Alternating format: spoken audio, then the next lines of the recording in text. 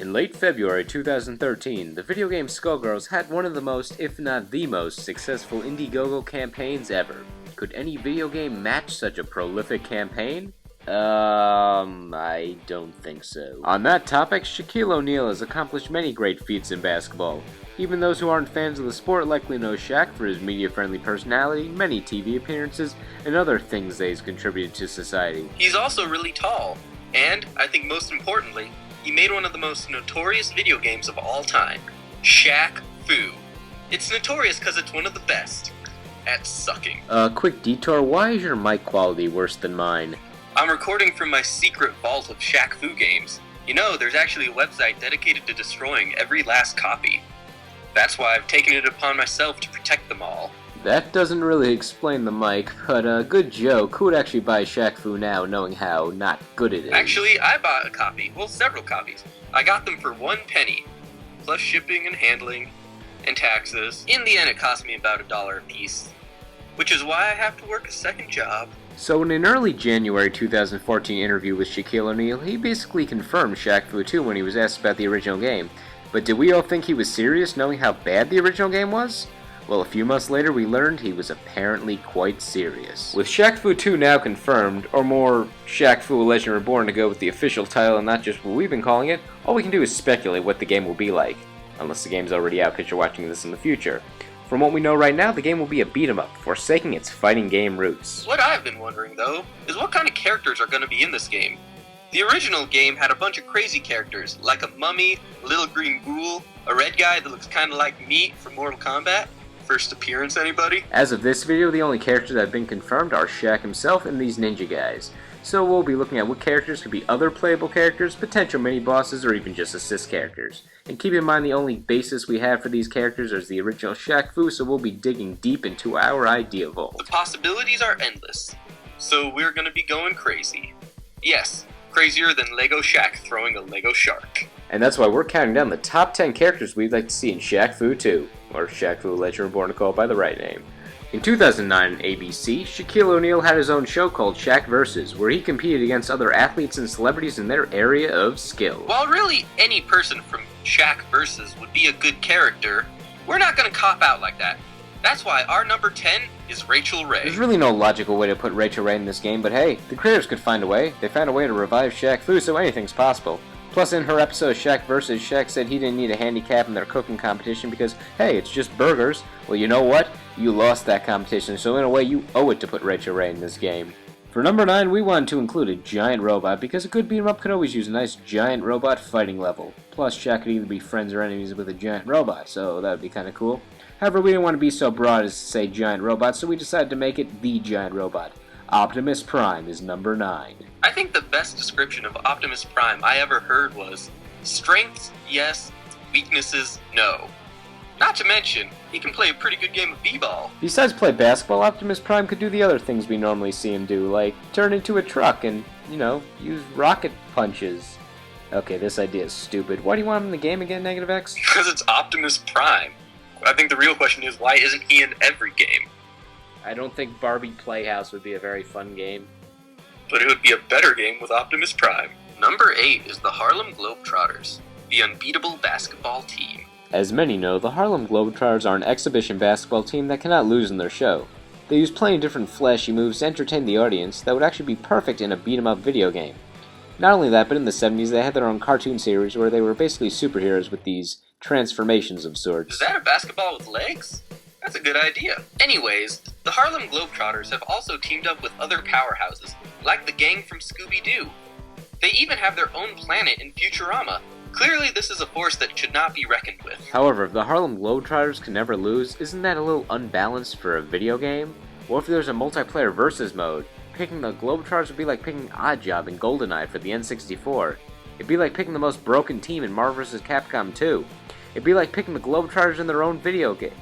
Okay, maybe not that one. However, my point still stands that being impervious to losing means the Globetrotters would indeed be overpowered.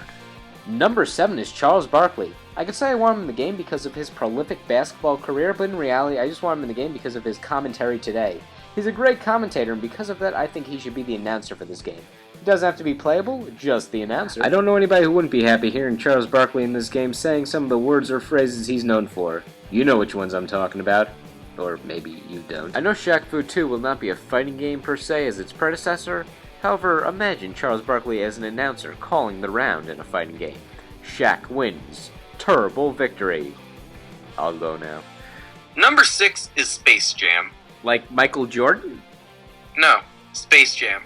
You like the Looney Tunes in that movie? No, Space Jam. Oh, you mean like the Monstars, the villains in that movie? I guess they could pose a pretty good threat. No, Space Jam. All of Space Jam, just in the game. Alright, you heard it here first, folks. Number 6 is Space Jam. Number 5 is Shaqula. So when I was looking around the internet for pictures of Shaq to use in this video, I came across this one. A picture of Shaq, dressed as Count Dracula.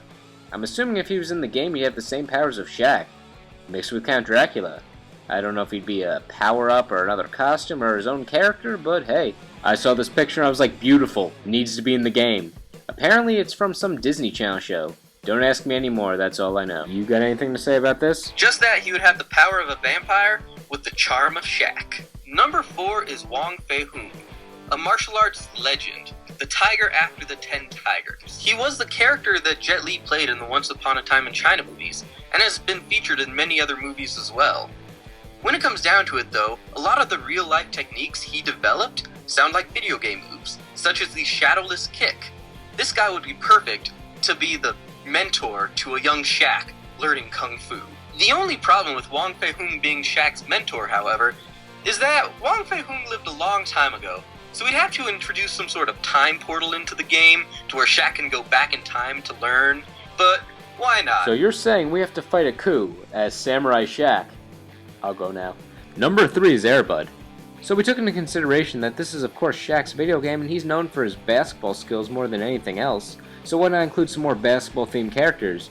Despite how silly and inane they may be. Sure, we could have maybe included some more real basketball players, but think about it, Air Bud can do anything involving sports, not just basketball. He can play baseball, soccer, even volleyball. Ooh, I don't like that cover. Something about it just seems off. Now I know what you're thinking. Can a dog be in a beat-em-up game? Well, I've read the rule books, and there's nothing that says a dog can't be in it. Little Air Bud joke for everyone. As you guys know, that's the justification for every Air Bud movie ever. You can play basketball because it doesn't say you can't. Yeah. I hate that Deus Ex Machina rule so much. It makes no sense, and that's coming from someone who's making a Shaq Fu character video. Number 2 is a basketball with legs. Because why the hell not? So you're saying that we need to include a character that's a living basketball, you know, just a little basketball guy, and add on a pair of legs, and that just defines his entire character. Well, I guess he could have some arms too, but you know, he's just gonna be a basketball with legs. Like, think of the moveset he could have. He could kind of be like Kano and throw himself at the enemy.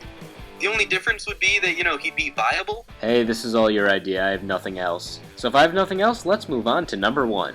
For number 1, we want to reach deep into Shaq's acting career to find a character. Well, not that deep. That's because many people question if such a career should have even existed. Anyway, our number 1 is Kazam the Genie from the movie Kazam. Do you think Shaquille O'Neal is just Billy Baxton? But instead of yelling Shazam, he yells Kazam? It's definitely plausible. I've never seen those two in the same place at the same time. What makes Kazam a good idea for a video game character is he has so many different powers due to the fact that he's a genie. Just to name a couple, he can levitate things like this toast. He has these laser fingers, and he can rap. Soundtrack, anyone? Kazam should definitely be the final boss of the game. You know, and after you beat him, you unlock him and get to play as him yourself. And really, we have nothing else other than the fact that he's a genie and that he was played by Shaq to give him the prestige of being number 1 on our list. And that's why Kazam is the best choice for okay, maybe he's not the best choice, but that's why Kazam is our number 1 choice for the Shaq Fu sequel, if it actually does reach its goal in the Indiegogo campaign. You get cool prizes if you donate a lot, like the ability to put your own moves into the game. You could call one, for example, Basketball with Legs. So on that note, let us know which characters you'd like to see in Shaq Fu Legend Reborn, or just your thoughts on the game in general. Thank you all for watching, and we will see you all next time. Goodbye!